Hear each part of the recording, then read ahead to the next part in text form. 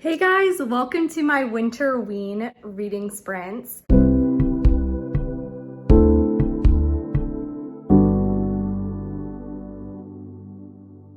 I just got these cute earrings. Oh my gosh, look at these. These are from the Black Dahlia Designs and I am obsessed with them. Please go check them out. I will leave all their information there. But I wanted to let you know that I have been a little behind with all of my reading for Winterween, but I am now starting The Haunting of Hill House for my book that has the word haunt in it, which I thought I might do the buddy read, but I decided to read The Haunting of Hill House since I really wanted to read that for a very long time. So I'm gonna listen to it some and work on my reading journal. I really am enjoying doing spreads for the books I've been reading and I'm going to continue. Here's my Verity spread and I can't wait to continue working on this and having such a fun time. So I'll check in with you guys soon. Okay, so a little bit of an update. I am about an hour into The Haunting of Hill House.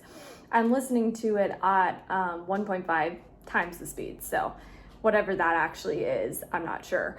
But I just got introduced to the house and I've heard that some people think it's slow. I actually don't think it's slow at all. I'm really interested in the main character. She's going and seeing, well, I don't know if she's the main character, but one of the main characters. She's arrived and she said the house was already chilling and I love the atmosphere and I'm just really excited to read this book. I think I'm really gonna enjoy it and I can't wait to see if it is going to be one of my favorite horror novels. And I've also adjusted my expectations to know that it was written in a different time period. So what scared people then may not scare people as much as it does now. But sometimes I think that older movies can almost be scarier, to me at least, than stuff now that's more in your face. So I'll be really excited to see if I continue liking it. But so far, I'm really intrigued by the story and I can't wait to read more. And I'm listening to it, so that's always nice. I'm able to clean my house at the same time and feel like I'm being really productive. So that's my update. Hey guys, so I know this vlog is kind of all over the place. I thought that I would be able to have more time to vlog, but then I did reading sprints with my friend Sarah and I actually did a lot of the reading for Winterween on that vlog. But I thought I would sit down and kind of update you. But before I do so, I'm in Waco, and if you don't know where that is, it's in Texas, and I have been here for the past 6 years, and I've never once seen snow that remotely sticks. And we're getting snow right now. I'll insert a quick little video right now.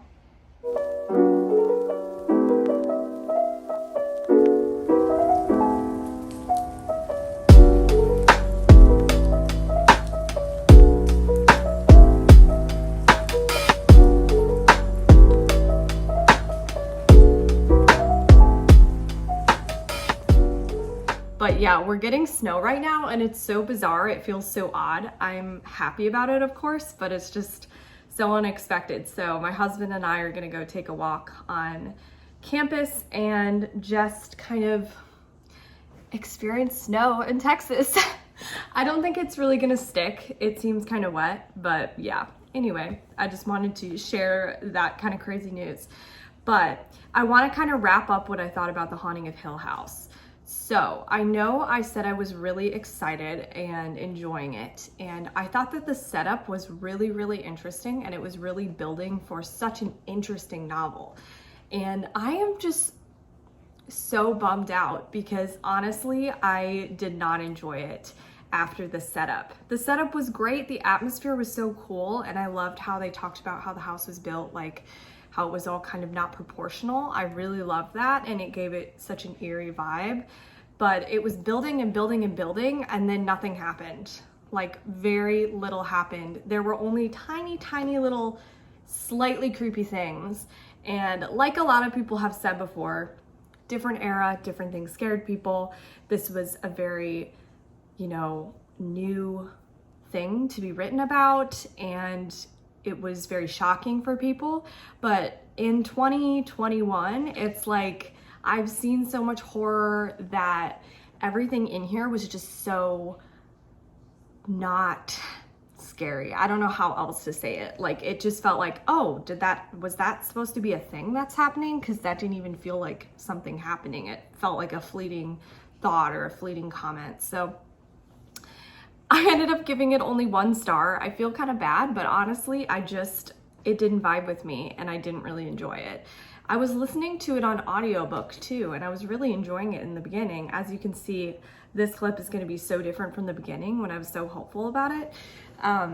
But yeah, I didn't really enjoy it. So I gave it 1 star. I'm happy I read it. And when I was listening to it, I was doing a lot of other things at the same time. So it was kind of nice to have it on in the background because there wasn't too much to follow. And I organized my pantry. I'm still working on it. And I was cleaning around the house and, doing a lot of different things. But anyway, I completed the prompt for Read a Book with Haunt in the title by reading The Haunting of Hill House. I will say I really love the TV show. I kind of want to rewatch it. I wish I had more time to watch everything I want in addition to reading everything I want. And I really loved it. It's so different. I feel like that's just common knowledge by now that the book totally is really unrelated besides the fact that there's a house. I will say I loved that opening section where the house is talked about like a character. I love that. And I know it's been used in literature a ton referring to that and describing houses, but oh my gosh, I love that so much. But yeah, I completed that prompt. I feel slightly accomplished, but a little bit disappointed. Well, a lot disappointed actually. So that's all for now.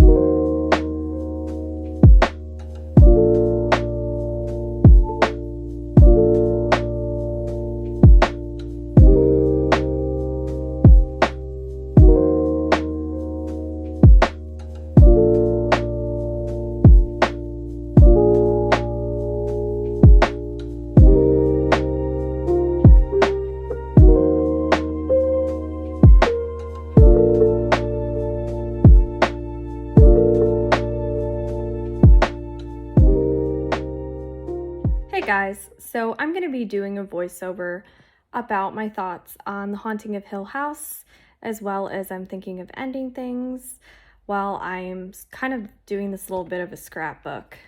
I don't have an ideal setup for this, but I hope you guys enjoy kind of looking at my creative process while I scrapbook here. I really have been enjoying making spreads for every book I've read this year. So far, I've read Mexican Gothic, Verity, The Patient, The Haunting of Hill House, and I'm thinking of ending things. I already talked about my thoughts mostly about The Haunting of Hill House. I thought it had a really, really good setup, and I was very excited about it, but unfortunately it was just lackluster to me. I felt like there was a huge build and then nothing really happened. But as you can see here, I chose part of the opening, and I absolutely loved the opening. I thought the writing was beautiful, but I chose a quote here. It says, "No live organism can continue for long to exist sanely under conditions of absolute reality." And then I also chose another quote that says, "It watches the house, it watches every move you make." For I'm thinking of ending things, I started reading it on my live stream with Sarah, where we actually read 7 hours straight. We had some breaks in there, obviously, where we chatted, but I got a lot of productive reading done and I had absolutely a blast. But from the very first page of I'm Thinking of Ending Things, I felt how unsettling it was, and I really honestly had no idea what was going on. And I know that's pretty much everyone's experience, but I definitely was thrown off and confused. It felt like a Black Mirror episode, actually. Let me know in the comments if you like Black Mirror. I really do like it. I watched most of the episodes. But anyway, that's a side note. So with I'm Thinking of Ending Things, even though I didn't know what was going on and it was confusing, I could tell that was the point of it. So I actually was never disinterested, and I was very, very just on my toes the whole time. And I was writing some notes while I was reading, and I thought it was one thing, and I thought to myself, there's no way I actually figured this book out, because it seems to be no one can figure it out while they're reading. And when I got to the twist, I was really shocked. I thought the tension building in this book was absolutely extraordinary. There was some really chilling imagery actually for me. I was not expecting it, but without giving spoilers, there were some parts where some images were mentioned and they were really disturbing and unsettling to me, and you kind of don't know why it's particularly unsettling, it just is. So I really enjoyed that from this book, and then the whole final climax that it's building to was just, it was really awesome. And well, it wasn't awesome, but I mean the writing was awesome, and it kept you very, very tense the whole time and just wanting to know what's going on. And so I really, really enjoyed this book. I gave it a 5 out of 5 stars, and I highly recommend you pick the book up if you haven't already.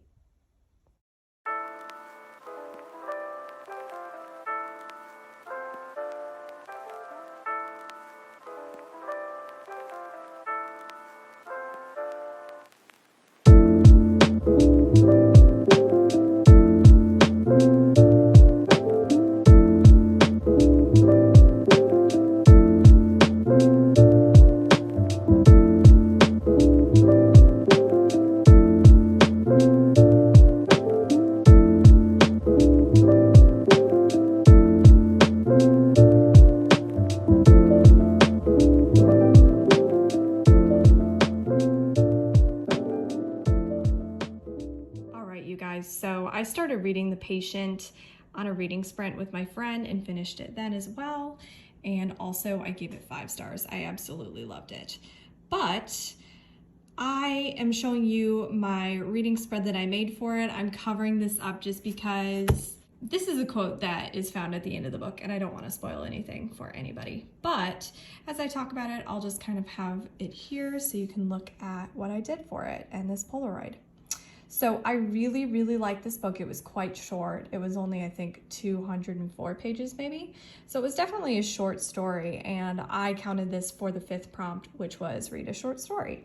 So I loved this book so much. It held my attention from the very beginning. And honestly, there were some really disturbing parts. I loved some of the disturbing imagery, actually. It was really good.